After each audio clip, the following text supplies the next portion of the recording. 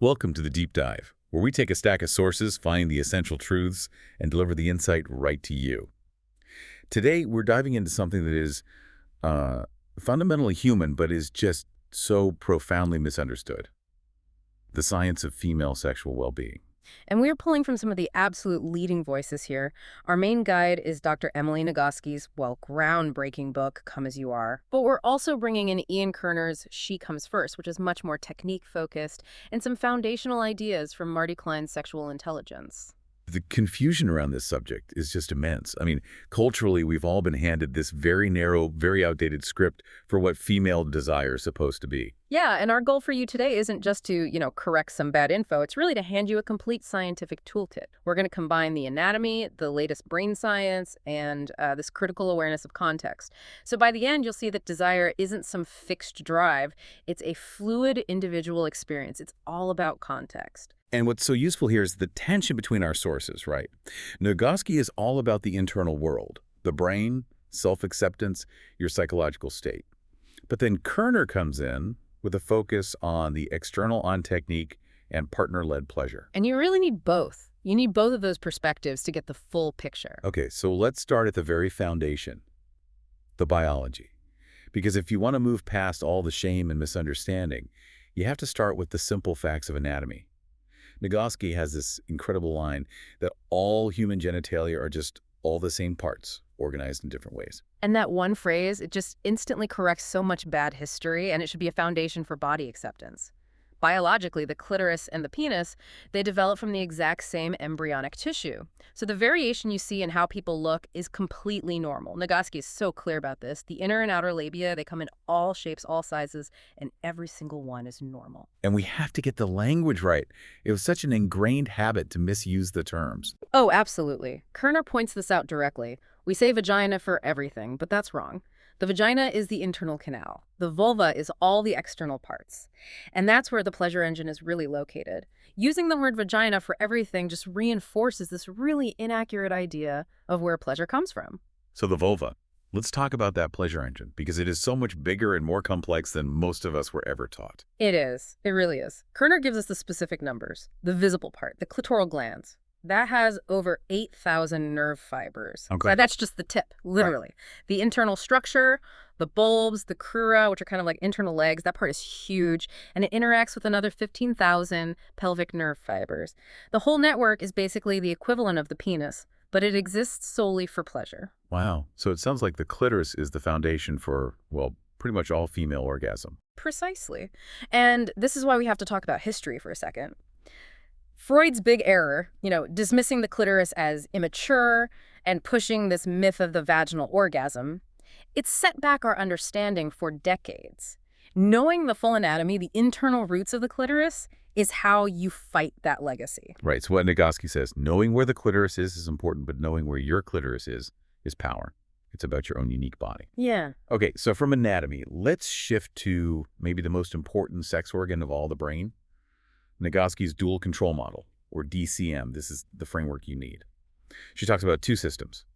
The sexual excitation system, the SES, your accelerator, and the sexual inhibition system, the SIS, your brakes.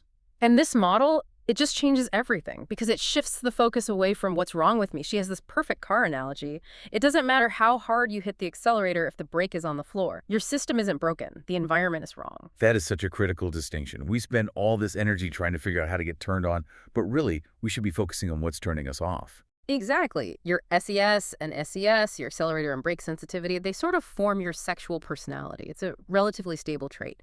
And yeah, studies show some general trends. Men, on average, might have a more sensitive gas pedal, women a more sensitive brake, but the variability within genders is enormous. You could be anyone on that spectrum. The whole point is just to know your own settings. So if the dual control model is our wiring, how did that change how we think about desire itself? Because the cultural script says desire should just show up, like hunger, a fixed drive. And that's the big misconception that creates so much anxiety. Nagoski's work shows that sex isn't a pure drive. It's what's called an incentive motivation. What that means is, for many people, desire doesn't have to be the first step. It's often the result of arousal that's already happening in a good, safe context. So if you feel aroused first, and then you feel desire, that's not a sign of a problem. Not at all. That pattern is called responsive desire, and it's completely 100% normal. It's the permission slip so many people have been waiting for. You don't have to wait for desire to strike like lightning. You can create the right context, start the stimulation, and just let desire show up when it's ready. Okay, so if the DCM is our internal wiring, let's talk about the outside world. What are the big things that just slam on that brake, no matter how sensitive your accelerator is? I'm guessing stress is at the top of the list. Stress is enemy number one. It lowers interest in most people and kills pleasure for everyone. And Nagoski explains the key isn't just to avoid stress, that's impossible, is that you have to allow the stress response cycle to complete. Your body gets flooded with these fight or flight chemicals, and those chemicals are basically arousal killers. We usually just try to power through it mentally, right? hmm But if your body's still full of cortisol, the brake is just locked down. Yeah. So how do you actually complete the cycle? You need to do something that signals to your nervous system that the threat is gone. It's about movement. Nagoski suggests things like intense exercise, running, lifting, or even just screaming into a pillow, having a good cry. Or a deep 20-second hug can do it. You have to physically move that stress energy out of your body before you can expect the brake to release. And what about the psychological breaks? Marty Klein says people really just want two things from sex: pleasure and closeness. How does shame get in the way of that? Shame is the most powerful brake of all. I mean, Nagoski's research found a direct link. Lower body satisfaction equals diminished sexual pleasure. If you're constantly criticizing yourself or spectatoring, watching yourself have sex from the outside, you are literally hitting your own brake. So you have to actively fight back against that. It takes constant work. It means practicing self-compassion, and it also means what she calls media nutrition. You have to actively curate what you consume. Stop exposing yourself to media that makes you feel bad about your body. Nagoski uses this amazing metaphor of a garden. Culture and family, they may have planted toxic crap in your garden. Your job now, with this knowledge, is to start rooting it out. Which brings us to this great debate between our sources about the goal of sex. Is it about performance or pleasure? Is it technique, or is it just allowing? Kerner comes down hard on prioritizing female pleasure. He calls it the courtesy that counts. Yeah, he frames it as a core responsibility in a relationship, especially when you look at the orgasm gap. It's huge. And he backs it up with data. He cites studies showing that when partners spent 21 minutes or longer on foreplay, the orgasm consistency just skyrocketed. Time and focus matter a lot. He also gives cunnilingus a much-needed rebrand. He calls it core play. Yes, elevating it from an appetizer to the main event. It's a central sexual act, not just something you do before you get to the real thing. So he's very specific about technique then. Very. And it's all based on that deep anatomy we talked about. He suggests this dual pressure technique. So you're combining focused external tongue stimulation on the glands with deep, firm finger pressure internally, pressing up on those internal clitoral roots. That combination gives you this focused, concentrated pleasure that activates the whole system.